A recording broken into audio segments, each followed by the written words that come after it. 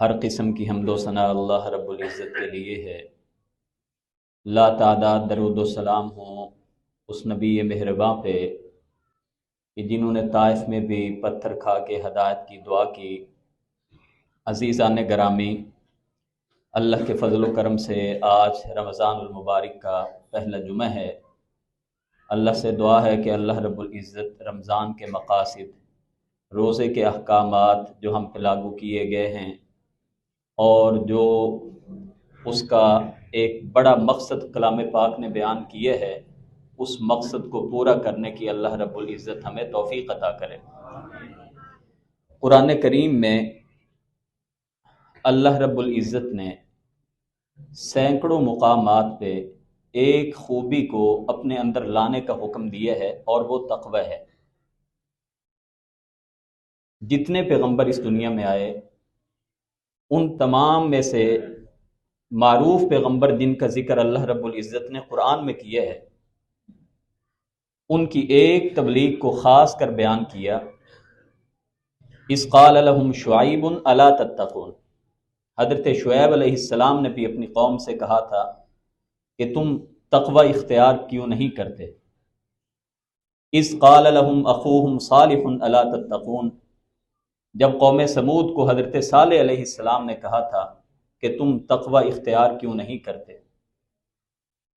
اللہ رب العزت نے تورات کا جہاں پہ تذکرہ کیا، اس کے بارے میں واضح بتا دیا کہ تورات اتارنے کا مقصد بھی ان لوگوں میں تقوی پیدا کرنا تھا۔ جہاں پہ انجیل کا تذکرہ کیا، وہاں پہ بھی یہی بات بیان کی، وَمَوْعِظَةً لِّلْمُتَّقِينَ، انجیل کا مقصد بھی لوگوں کو، متقین کو، ان کے اندر اللہ کا خوف اور اللہ کا ڈر پیدا کرنا تھا۔ جتنے پیغمبر اس دنیا میں آئے، اللہ کی وحدانیت کے ساتھ جس چیز کا سب سے زیادہ انہوں نے حکم دیا وہ تقوی تھا۔ اللہ رب العزت نے قرآن کریم میں 100 سے زیادہ مقامات پہ تقوی اختیار کرنے کا حکم دیا ہے۔ آج ہم یہ دیکھیں گے کہ آخرکار تقوی ہے کیا۔ معلوم یہ ہوتا ہے کہ ایمان ہی کا دوسرا نام تقوی ہے، اور یہ تقوی ہمارے اندر کیسے آ سکتا ہے، اور جو متقین ہیں، جو متقون ہیں، جن کے دل میں تقوی کی صفت آ جاتی ہے، ان کی نشانی اللہ رب العزت نے کیا بیان کی ہیں۔ ان نشانیوں کو سن کے، سمجھ کے ہم اپنا محاسبہ کر سکتے ہیں، ہم اپنا جائزہ لے سکتے ہیں کہ یہ نشانیاں، یہ خوبیاں اگر ہماری ذات میں پائی جاتی ہیں تو الحمدللہ ہمارا شمار بھی متقین میں ہوتا ہے، اور اگر یہ خوبیاں ہمارے اندر نہیں ہیں تو پھر جائزہ لینا چاہیے کہ روزہ فرض کرنے کا مقصد تھا اس تقوی کو بلڈ کیا جائے۔ یہ جو خوبی ہمارے اندر پورا سال رہنی چاہیے تھی، جس میں کمی، جس میں سمجھیے کچھ اس کے اوپر کوئی گرد و غبار چڑھ گئی تھی، اسی کو صاف کرنے کے لیے روزہ رکھا کہ یہ تقوی جو کیفیت ہے یہ اس قدر تمہارے اندر یہ راسخ ہو جائے قلوب و اذہان میں کہ بقیہ 11 مہینے بھی یہ خوبی تمہارے اندر موجود نظر آنی چاہیے۔ اور تقوی ہے کیا؟ اہل علم نے اس کی بہت ساری تعریفیں کی ہیں، اور اگر اس کا خلاصہ میں بیان کروں تو تقوی یہ ہے کہ اللہ رب العزت کے احترام میں اس کے منصب کا خیال کرتے ہوئے، اس کا ہر لمحے اور ہر وقت اس کا ڈر اور خوف اپنے دل میں لیے ہوئے ہر چھوٹے اور بڑے گناہ سے بچنا، یہ تقوی ہے۔ ہر گناہ سے اجتناب کرنا، یہ تقوی ہے۔ اور جس بندے میں یہ خوبی آ جاتی ہے، قرآن کریم نے وہ انعامات، وہ اعزازات ان متقین کے بارے میں بیان کیے کہ معلوم ہوتا ہے کہ اللہ نے فرمایا وَاعْلَمُوا أَنَّ اللَّهَ مَعَ الْمُتَّقِينَ، یاد رکھو اللہ متقین کے ساتھ ہے۔ ان اللہ یحب المتقین، وہاں پہ فرمایا کہ اللہ کی معیت، اللہ کا ساتھ متقین کے ساتھ ہوتا ہے، اور یہاں پہ فرمایا اللہ محبت کرتا ہے تو متقین سے کرتا ہے۔ اللہ سے ڈرنے والے، روزے کا بنیادی مقصد کتب علیکم الصیام کما کتب علی الذین من قبلکم لعلکم تتقون، روزہ فرض کیا تو ایک مقصد، ایک حکمت جو اس کی بیان کی وہ کیا؟ لعلکم تتقون، تمہارے اندر یہ تقوی آ جائے۔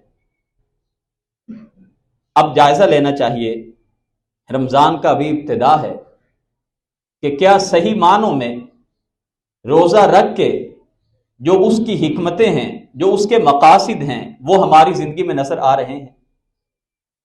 اگر تو یہ تمام باتیں، کلام پاک کی تمام آیات ہماری زندگی میں یہ اعمال موجود ہیں تو اللہ کا شکر ادا کریں کہ روزے کے مقاصد پورے ہو رہے ہیں، اور نہیں ہیں تو پھر ان کو اپنی زندگی میں لے کے آئیں۔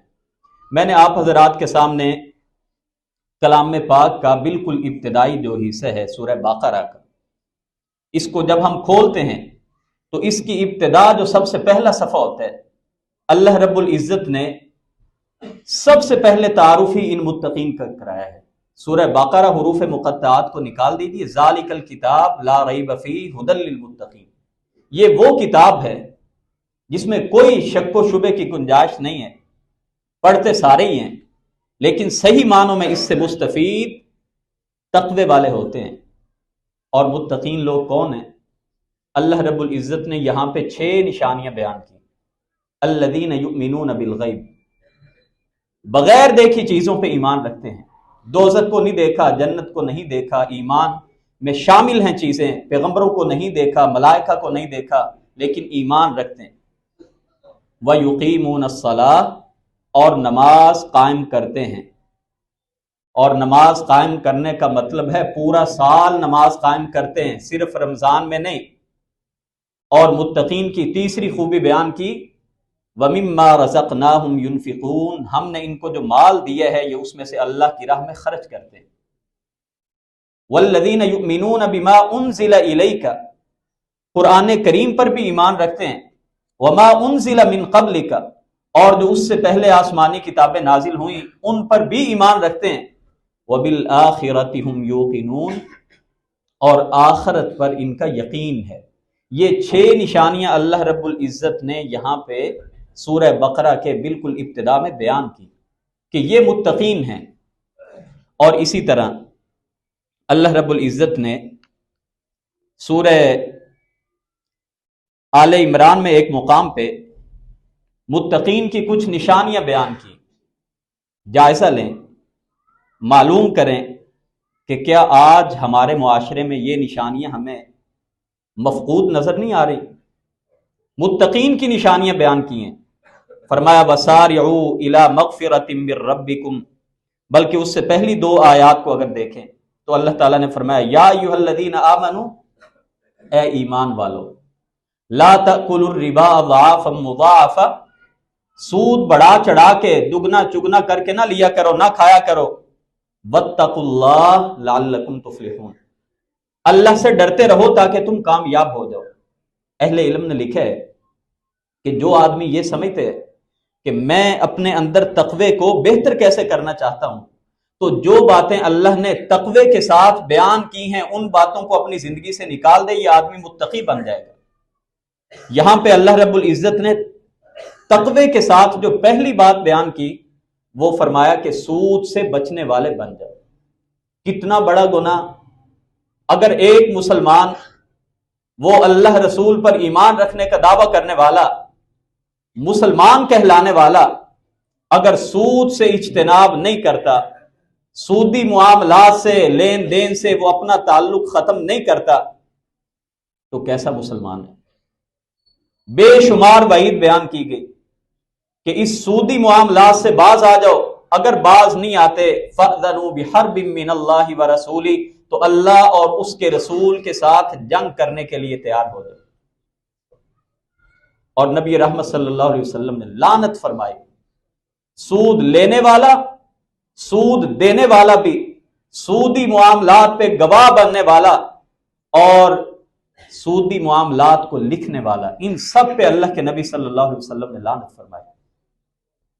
سود ہم لیتے ہیں، بظاہر معاشی حالات خراب ہوتے ہیں، سود لیتے ہیں، ادھر ادھر ہاتھ مارتے ہیں، کاروبار چل جائے گا، لیکن اللہ رب العزت نے قرآن میں فیصلہ کر دیا کہ جو مال تم سود پہ کسی کو دیتے ہو یہ سوچ کے کہ اس سے مجھے منافع ملے گا، یہ تمہارا مال بڑھ نہیں رہا بلکہ اللہ کی نظر میں یہ تمہارا مال کم ہو رہا ہے۔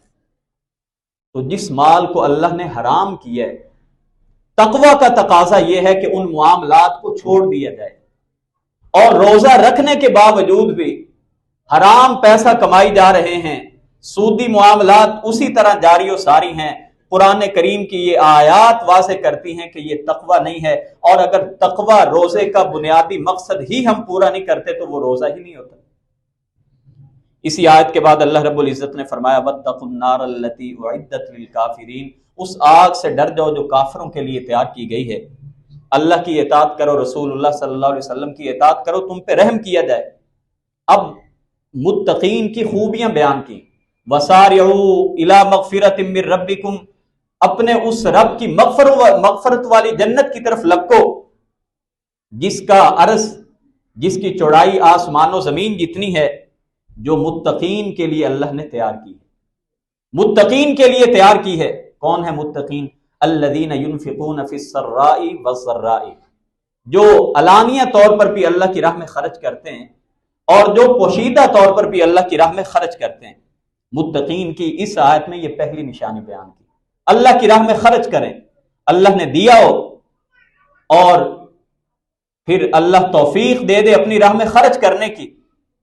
اللہ اکبر، نبی کریم صلی اللہ علیہ وسلم نے فرمایا اگر ایک انسان ایک کھجور اللہ کی راہ میں دیتا ہے نا، ایک کھجور، اب ہم آج کوئی چیز خرچ کرنی ہو، پہلے یہ سوچتے ہیں، دماغ میں دیکھتے ہیں اچھا اس 1-2 روپے سے کیا کسی کا فائدہ ہوگا۔ اللہ کے ہاں مقدار نہیں دیکھی جاتی، اللہ کے ہاں خلوص دیکھا جاتا ہے۔ اس بندے کی مالی حیثیت کیا ہے؟ غریب آدمی اگر 2-4 روپے بھی اللہ کی راہ میں دے دیتا ہے، اللہ کے ہاں ان کی کیا حیثیت ہوگی، یہ حدیث ہمیں واضح کرتی ہے۔ نبی کریم صلی اللہ علیہ وسلم نے فرمایا اگر کوئی بندہ ایک کھجور اللہ کی راہ میں دیتا ہے، اللہ پاک اپنے دائیں ہاتھ میں اس کو لیتا ہے، اور حدیث میں آتا ہے اللہ کے دونوں ہاتھ ہی دائیں ہاتھ ہیں، اور فرمایا کہ وہ کھجور صدقے میں دی گئی اللہ کے ہاتھ میں ایسے پرورش پاتی ہے جس طرح بکری کا بچہ، ایک جانور تم دیکھے ہو کہ وہ پروان چڑھتا ہے، بڑا ہوتا ہے، اور ایک وقت آتا ہے کہ جو اللہ کے بندے نے ایک کھجور اللہ کی راہ میں دی تھی وہ احد پہاڑ جتنی بن جاتی ہے۔ تو اللہ نے توفیق دی ہو، اس کی راہ میں مال بے درے خرچ کیا کریں۔ رمضان کا مہینہ تو ویسے ہی سخاوت کا مہینہ ہے۔ نبی کریم صلی اللہ علیہ وسلم اجود الناس، لوگوں میں اتنے زیادہ سخی ہو جاتے تھے جس طرح تیز آندیاں چلتی۔ تو فرمایا متقین کی ایک نشانی یہ ہے کہ یہ اللہ کی راہ میں خرچ کرتے ہیں، والکاظمین الغیظ والعافین عن الناس۔ سبحان اللہ، یہ 2 باتیں ہمارے معاشرے میں آ جائیں، یہی روزے کا مقصد ہے اور بہترین مثالی معاشرہ بن جاتا ہے۔ فرمایا متقین کی ایک نشانی یہ ہے کہ یہ غصے کو پی جاتے ہیں اور لوگوں کو درگزر کر دیتے ہیں۔ کسی سے غلطی ہو جائے اس کو معاف کر دیا کریں۔ پورا سال یہ ایک مومن کی، متقی کی بنیادی نشانی بیان کی، اور اگر روزہ رکھ کے بھی ہم اپنے رشتہ داروں کو معاف کرنے کے لیے تیار نہیں ہیں تو پھر اپنے روزوں کا جائزہ لیں۔ عید آ جاتی ہے، لوگ اس وقت بھی رشتہ داروں سے ملنے نہیں جاتے، اپنی ناراضگیاں، اپنی وہ دشمنیاں، باتیں، چھوٹے موٹے مسائل، بات بھی کوئی اتنی بڑی نہیں ہوتی، نہیں جی میں نے اس کو معاف نہیں کرنا، اور میں اس کی شکل دیکھنے کے لیے راضی نہیں ہوں۔ تو پھر کیسا روزہ ہے؟ پھر آج اپنے روزے کا جائزہ لیں، اور اللہ کے نبی صلی اللہ علیہ وسلم نے پچھلے جمعے میں نے حدیث پاک بیان کی تھی، آپ نے فرمایا تھا کئی روزے دار ایسے ہوں گے جن کو بھوک اور پیاس کے علاوہ اور کوئی چیز حصے میں نہیں آئے گی، اور اگر کوئی بندہ روزہ رکھ کے بھی غلط کاموں سے اجتناب نہیں کرتا، فرمایا اس کو صبح سے شام تک بھوکا پیاسا رہنے کی کوئی ضرورت بھی نہیں۔ تو اللہ رب العزت کے تمام احکامات کو اپنی زندگی میں لے کے آنا، یہ اصل میں اسلام ہے اور ایک مسلمان کا فریضہ ہے۔ جب بھی فضائل کی حدیثیں بیان ہوتی ہیں کہ روزہ رکھنے سے اللہ ساری زندگی کے گناہ معاف کر دیتے ہیں، اس کا مطلب ہمیں سمجھانا پڑتا ہے کہ اس کا مطلب یہ نہیں ہے کہ بقیہ ساری زندگی آپ نماز بھی نہ پڑھیں، 11 مہینے بالکل آپ اللہ کی بغاوت میں گزار دیں اور صرف ایک روزہ رکھیں اور بندوں پر ظلم زیادتی بھی اللہ معاف کر دے گا۔ یہ ہمیں وضاحت کرنی پڑتی ہے۔ صحابہ کرام رضوان اللہ علیہم اجمعین اور محدثین کرام علماء اعظام نے کبھی اس کا مطلب یہ نہیں لیا تھا کہ ایک حدیث کو لے کے اس کا مطلب یہ ہوتا ہے کہ اس کے بقیہ دیگر جتنے تقاضے ہیں وہ بھی ہم نے پورے کرنے. تو اگر کوئی شخص روزہ اس انداز میں رکھے، تقوی کے ساتھ رکھے، تو پھر اللہ رب العزت اس کے گناہوں کو واقعتاً معاف کر دیتے ہیں. لیکن یہ مشکل بڑا ہے. جیسے یہاں پہ فرمایا متقین کی نشانیاں بیان کی، والکاظمین الغیظ والعافین عن الناس واللہ یحب المحسنین. لوگوں کو جب معاف کر دیتے ہیں نا تو اللہ ایسے محسنین کو بڑا ہی پسند کرتا ہے. متقین کی ایک اور نشانی بیان کی، والذین اذا فعلوا فاحشۃ او ظلموا انفسهم ذکروا اللہ فاستغفروا لذنوبہم. جب ان سے کوئی غلط کام ہو جائے، انسان ہے اور اللہ کے رسول نے فرمایا تھا کل بنی آدم خطاء، ابن آدم سارے کے سارے ہی خطا کار ہیں. ابن آدم تمام انسان خطا کار ہیں. وخیر الخطائین التوابون، خطا کاروں میں سے، گنہ گاروں میں سے سب سے بہترین گنہ گار وہ ہے جو گناہ کے بعد اللہ سے توبہ کر لے. التائب من الذنب کمن لا ذنب لہ، گناہ کر کے توبہ کرنے والا اللہ کی نگاہ میں ایسے ہی ہے جیسے اس نے سرے سے گناہ کیے ہی کوئی نہیں. تو فرمایا متقین کی ایک نشانی یہ ہے جب ان سے کوئی گناہ ہو جائے یا اپنی جانوں پہ ظلم کر بیٹھیں تو فوری کیا کرتے ہیں؟ اصرار نہیں کرتے، ڈٹے نہیں رہتے، جمے نہیں رہتے. فاستغفروا لذنوبہم، اپنے گناہوں کی اللہ رب العزت سے معافی مانگتے ہیں. وَلَمْ يُصِرُّوا عَلَىٰ مَا فَعَلُوا، جو غلط کام کر لیں اس پہ ڈٹ نہیں جاتے. معلوم ہوا کہ اگر غلطی کا کام ہو جائے، متقین کی یہ بھی ایک نشانی ہے کہ وہ اپنے اس غلط کام پہ نادم اور شرمندہ ہوتے ہیں، اس پہ اصرار نہیں کرتے. تو جائزہ لیں، یہ جو سورہ آل عمران کی آیت ہے اس کے مطابق کیا ہمارے اندر متقین والی نشانیاں اور خوبیاں موجود ہیں؟ ایک اور مقام پہ اللہ رب العزت نے سورہ بقرہ میں ایک آیت جس کو آیت البر کہا جاتا ہے، نیکی والی آیت، اللہ رب العزت نے فرمایا کہ نیکی کے کام یہ ہیں، اور اس کے بارے میں بھی فرمایا کہ جو یہ کام کریں گے یہی تو متقی ہیں، یہی ہدایت یافتہ ہیں. اور وہ کام کون سے ہیں؟ اللہ رب العزت نے فرمایا لیس البر ان تولوا وجوہکم قبل المشرق والمغرب ولکن البر من آمن باللہ والیوم الآخر والملائکۃ والکتاب والنبیین. نیکی صرف یہ نہیں ہے کہ آپ نماز پڑھنے آئیں اور مشرق یا مغرب کی طرف ایک جہت ایک رخ کر کے کھڑے ہو جانا اور سمجھنا صرف ساری کی ساری نیکی اسی بات میں ہے. فرمایا اصل نیکی کا تصور یہ ہے من آمن باللہ والیوم الآخر. اصل نیکی یہ ہے کہ جو اللہ پر ایمان لائے، آخرت پر ایمان لائے، ملائکہ پر، فرشتوں پر، تمام آسمانی کتابوں پر، تمام نبیوں پر ایمان لائے. اور نیکی کے کام کون سے ہیں؟ وآت المال علی حبہ ذوی القربى والیتامى والمساکین وابن السبیل. اللہ کی محبت میں اپنے مال کو خرچ کرے، قریبی رشتہ داروں میں، یتیموں میں، مسکینوں میں اور مسافرین میں، اور مانگنے والوں میں اور قیدیوں کو چھڑانے میں. نماز قائم کرے اور زکوٰۃ ادا کرے. جب وعدہ کر لے تو اپنے وعدے کو پورا کرے، اور مشقت میں، مصیبت میں، اچھے حالات میں صبر کرنے والا ہو، اور جنگ کے وقت میں بھی صبر کرے. جس میں یہ خوبیاں ہوں گی اولئک الذین صدقوا، یہی تو سچے ایمان والے ہیں. واولئک هم المتقون، اور یہی لوگ متقین ہیں. تو اپنے وعدوں کو پورا کرنا، مصیبتوں میں صبر کرنا، کوئی ظلم زیادتی کرے اس سے درگزر کر دینا، اس کو معاف کر دینا، یہ بہترین تقوی کی علامتیں اور نشانیاں ہیں. یہ تقوی ہمارے اندر، یہ تو چند خوبیاں بیان کی کہ یہ خوبیاں جن کے اندر ہوں گی یہ لوگ صاحب تقوی ہیں. لیکن خوبیاں یہ ہمارے اندر آ کیسے سکتی ہیں؟ چند باتیں اللہ رب العزت نے کلام پاک میں بیان کی کہ جو آدمی چاہتا ہے کہ میں اس تقوی کو اپنے دل میں لے کے آ جاؤں اور میرا شمار متقین میں ہو جائے. اللہ اکبر. اللہ رب العزت نے، میں نے عرض کیا، سینکڑوں مقامات پہ متقین کی خوبیاں بیان کی. ان المتقین فی جنات و نہر، میری جنتوں میں اور نہروں میں، عیاشیوں میں جو لوگ ہوں گے وہ متقین ہوں گے. ان المتقین فی ظلال و عیون، بے شک جو جنت کے اندر سائے ہوں گے، گنے درختوں کے سائے، اور بڑے بڑے چشموں کے اندر نعمتوں سے مستفید ہو رہے ہوں گے، وہ میرے متقین بندے ہوں گے۔ اتنی زیادہ ان کی جو خوبیاں بیان کی، تو ایک مسلمان چاہتا ہے اور اس کو کوشش کرنی چاہیے کہ وہ خوبیاں اپنے اندر لے کے آئے۔ ہم متقی کیسے بن سکتے ہیں؟ چند باتیں جو اللہ رب العزت نے قرآن پاک میں بیان کی ہیں۔ مفسرین نے لکھا ہے کہ اگر کوئی شخص ان خوبیوں کو اپنے اندر لے کے آ جائے تو ایسا آدمی تقوی کو اپنے دل میں سما سکتا ہے، اور یہ تقوی اتنی بڑی خوبی ہے۔ شیخ البانی رحمۃ اللہ علیہ ایک حدیث نقل کرتے ہیں سلسلہ صحیحہ میں کہ حضرت موسیٰ علیہ السلام نے اللہ تعالیٰ سے سوال کیا کہ اللہ یہ تقوی کیا ہے؟ تقوی کیا ہے؟ تو اللہ رب العزت نے فرمایا کہ تقوی یہ ہے کہ اللہ کو اونچی آواز میں بھی اور دل میں بھی ہر وقت یاد کرتے رہے۔ گویا کہ ایک اور متقین کی نشانی بیان کر دی کہ متقین اللہ کا ذکر کثرت سے کرنے والے ہوتے ہیں۔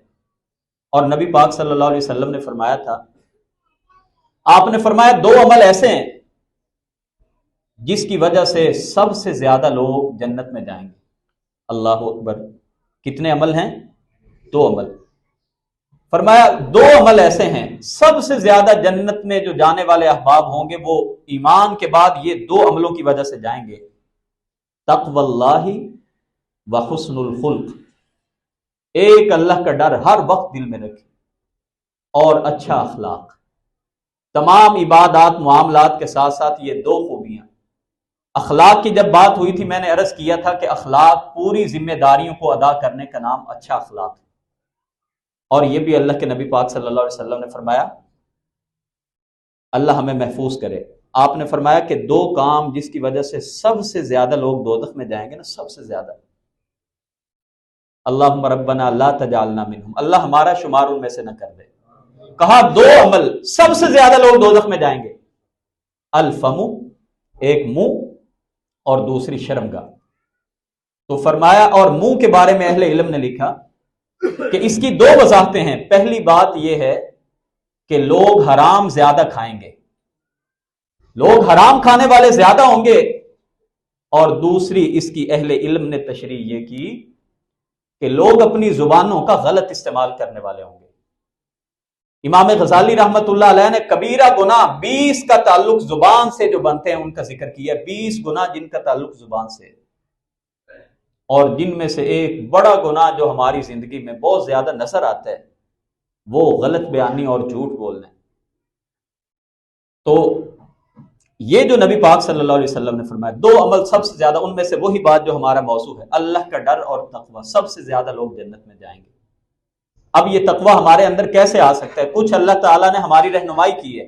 یا ایھا الذین آمنوا اتقوا اللہ وقولوا قولا سدیدا، اے ایمان والو، چاہتے ہو کہ تقوی تمہارے اندر آ جائے تو پھر میرا خدائی اصول یاد رکھو، قولوا قولا سدیدا، ہمیشہ زندگی میں بات سیدھی صاف اور کھری کرنی، کوئی غلط بیانی، کوئی اس میں جو ہے نا وہ ہیر پھیر، کوئی کجی نہیں ہونی چاہیے کہ اگلے بندے کو جس سے دھوکا ہو۔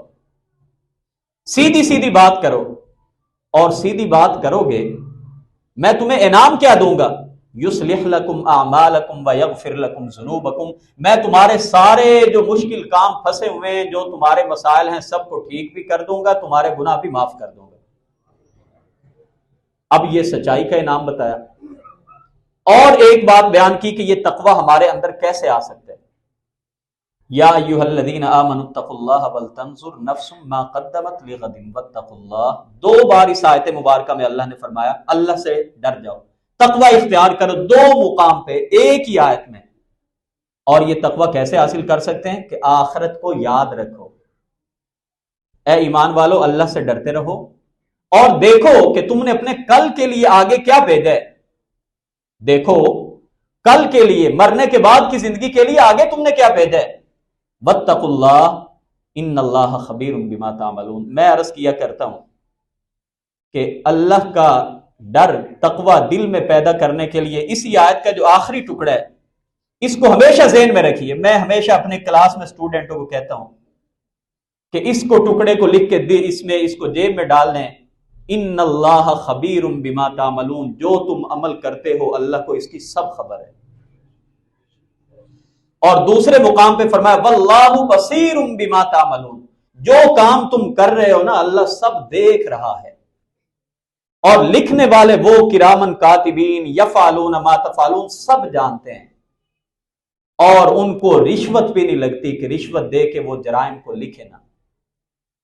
تو اللہ کا ڈر، کسی جگہ پہ بات پڑی تھی کہ آپ کے دل میں دنیا جہان کا ڈر ہو لیکن اللہ کا ڈر نہ ہو، یہ کیسی مسلمانی ہے؟ لوگوں کے ڈر سے ہم غلط کام پبلک میں بیٹھ کے نہیں کرتے، تنہائی میں، کیا ہمیں اللہ اس وقت ہمیں نہیں دیکھ رہا ہوتا؟ تو ہمیشہ یہ بات ذہن میں رکھیے کہ اللہ ہم کو دیکھ رہا ہے۔ اگلے لمحے اگر میرا اس دنیا سے جانا ٹھہرا تو اللہ کو جا کے میں نے کیا منہ دکھانا ہے؟ اور دعا کیا کریں کہ اللہ ہمارا انجام ایمان پہ کر دے۔ پتہ کوئی نہیں ہوتا، پہلے کوئی میسج بھی ہمیں کوئی نہیں آنا کہ ہاں بھی تیار ہو جاؤ ٹائم آ گیا، کوئی پتہ نہیں ہوتا۔ انسان کو ہمیشہ جو لیٹ ڈوبتی ہے وہ اس کی غفلت ہے۔ بندہ سمجھتے ہے ابھی تو بڑا ٹائم پڑا ہے، اور پتہ چلتا ہے جناب 30-32 سال کا نوجوان ہی ہارٹ اٹیک ہوا اور اللہ کو پیارا ہو گیا۔ ہم گناہ اس لیے بھی زیادہ کرتے ہیں کہ ہم سمجھتے ہیں ابھی آگے رمضان آنا ہے، رمضان میں زیادہ عبادت کر لیں گے، تو کسی کی زندگی میں رمضان اگر اللہ نے لکھا ہی نہ ہو تو اپنی زندگی میں اللہ کے نبی صلی اللہ علیہ وسلم نے عبداللہ بن عمر سے جو کہا تھا اس طرح زندگی گزارنا یہ تمہاری زندگی کا آج آخری دن ہے، یہ سمجھیں گے تقوی اپنے آپ دل میں آ جائے گا۔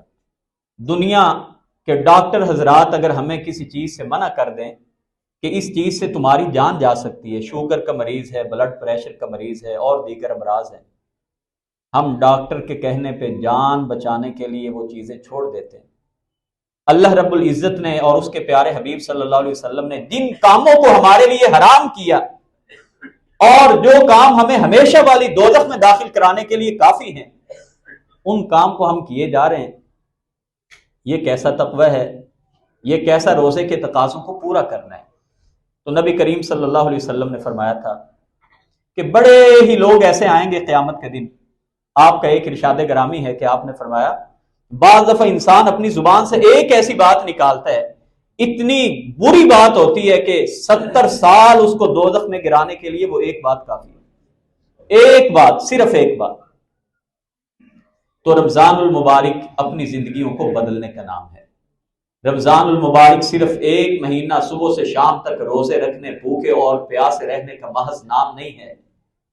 یہی وہ خوبی جو ہمارے اندر پورا سال ہونی چاہیے تھی، اس میں کچھ کمی آ جاتی ہے۔ انسان جو ہوئے، گنہگار جو ہوئے، اور اس 11 مہینوں میں جو ہمارے دلوں میں تقوی ہونا چاہیے، حرام کاموں سے بچنا چاہیے، جب ہم ان سے اجتناب نہیں کرتے، اللہ رب العزت نے ایک مہینہ ہمارے لیے حلال چیزوں سے بھی اجتناب کرنے کا حکم دے دیا کہ حلال چیزوں کو ایک مہینہ چھوڑ کے اس کے اندر اتنی پریکٹس بن جائے، اس کی عادات ایسی بن جائیں کہ بقیہ 11 مہینوں میں یہ حرام کاموں سے تو بچنے والا بنے۔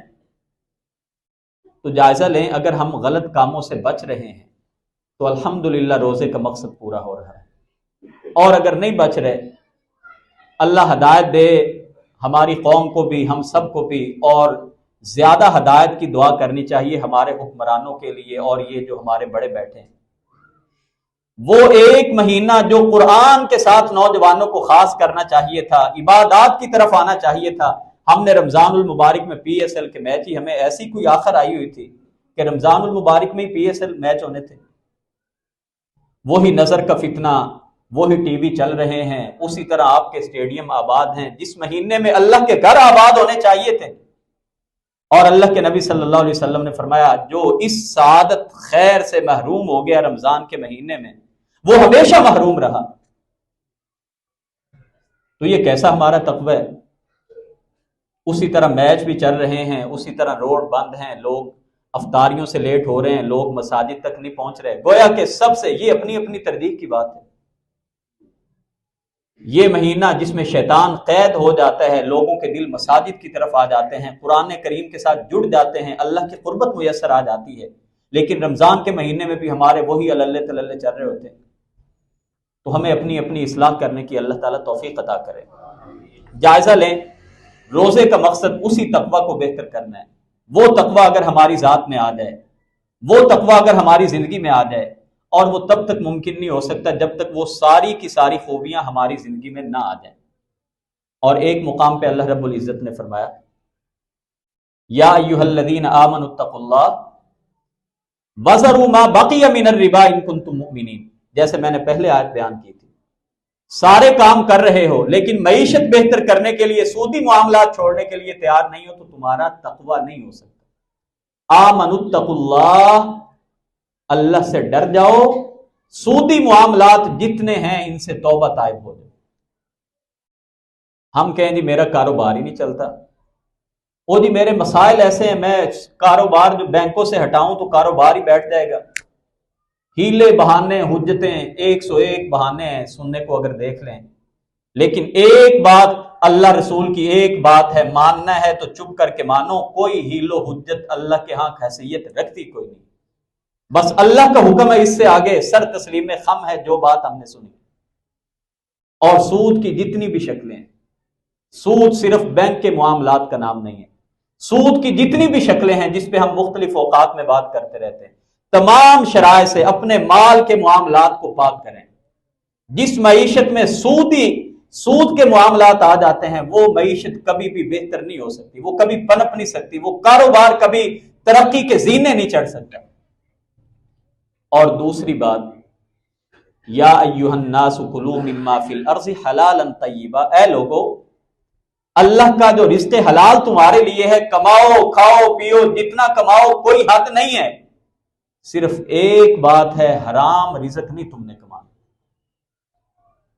تو اگر رمضان المبارک کے مہینے میں بھی وہی غلط بیانیاں، وہی 2 نمبریاں، وہی چیزوں کے عیب چھپا کے ان کو بیچنا، چیزوں کو بلیک کر کے فروخت کرنا، 100 روپے کی چیز روزے دار سمجھ کے 500 میں بیچنا، تو ان تمام چیزوں کو اپنی زندگی سے اصلاح کی غرض سے کبھی بیٹھ کے جائزہ تو لیں۔ یہ سارا کچھ ادھر ہی رہ جانا ہے۔ ساتھ کوئی چیز جانی ہے تو صرف نیک اعمال جانے ہیں، ساتھ کوئی چیز جانی ہے تو وہ کیا جانا ہے؟ اللہ کا ڈر، تقوی۔ اور اللہ کا ڈر آ جائے، اللہ اکبر، اللہ نے ایک نہیں 2 جنتوں کا وعدہ کیا، وَلِمَنْ خَافَ مَقَامَ رَبِّهِ جَنَّتَانِ، جو اللہ کے سامنے کھڑے ہونے سے ڈر گیا۔ سورہ رحمان میں اللہ نے فرمایا میں نے اس اپنے بندے کے لیے 2 جنتیں رکھی ہیں۔ اللہ ہمیں ان جنتوں کا مستحق بنا دے، اور جو روزے کے اصل مقاصد ہیں وہ بہت بڑے مقصد ہیں، اللہ ان تمام مقاصد کو ہمیں اپنی زندگی میں لانے کی، اور ہمارا شمار اللہ اپنے خاص الخاص متقین بندوں میں کر لے، یہ اس کی خاص توفیق اور رحمت کے بغیر ممکن نہیں ہے۔ فلسطینیوں کے لیے خصوصی دعا کیا کریں، اس ماہ رمضان میں بالخصوص چلتے پھرتے زیادہ سے زیادہ، نہ صرف نمازوں کے اوقات میں، ان کے لیے خصوصی دعا کریں کہ اللہ تعالیٰ اپنے ان بندوں کی مدد فرمائے، اللہ تعالیٰ مسلمانوں کو غیرت عطا کر دے۔ یہ اس ماہ صیام میں بھی ان کے اوپر وہی مظالم، وہی زیادتیاں جاری ہیں، اور حیرت تو یہ ہے کہ مسلمان بڑے آرام کے ساتھ دنیا بھر میں عبادت بھی کر رہے ہیں۔ کبھی ایک موقع یہ بھی ہوا کرتا تھا کہ مسلمان نمازیں اور روزے ان تمام چیزوں کی طرح جہاں پہ مسلمانوں پہ ظلم ہوتا تھا ان کی مدد کرنا بھی ایسا ہی فرض سمجھا کرتے تھے۔ آج ہمارے حکمران اور عالم اسلام کی افواج ٹن ہو کے سوئی پڑی ہیں، 1 مہینہ نہیں، 2 مہینے نہیں، 6 مہینے ہونے کو آ رہے ہیں، اور وہ مظالم ابھی تک ختم نہیں ہو رہے۔ اللہ تعالیٰ مسلمانوں میں غیرت پیدا کر دے، اور خاص کر پاکستانی حکمرانوں میں اللہ تعالیٰ ان کی ذرا کوئی زیادہ ان کے اوپر اپنی رحمت کر دے، ان کو اللہ ہدایت عطا کر دے۔ جس نے اسرائیل کو سپورٹ کیا وہاں پہ، یہ KFC نے، یہاں پہ اس کی بائیکاٹ کی مہمیں تھیں، اور انہوں نے PSL میں اس کو اپنا سپانسر بنایا ہے۔ اللہ ہمیں غیرت مند مسلمان بننے کی توفیق عطا کرے۔ ہم دعا کر سکتے ہیں، میں نے پہلے عرض کیا تھا، عام مسلمان بیچارہ اس سے آگے جا نہیں سکتا، اور یہ ماہ مبارک میں ایک اور بھی عزم کریں کہ ان کفار، ان یہود و ہنود کی جتنی بھی پروڈکٹس ہیں، جتنی بھی ان کی مصنوعات ہیں جو ادھر سے آ رہی ہیں، کم از کم ان سے اجتناب کریں، ان کا بائیکاٹ کر دیں۔ قطرے قطرے سے دریا ہوتا ہے، چند لوگوں کے بائیکاٹ سے پورا معاشرہ اس طرف جا سکتا ہے۔ اللہ سے دعا ہے کہ اللہ تعالی ہمارے مسلمان بھائیوں کی مدد فرمائے۔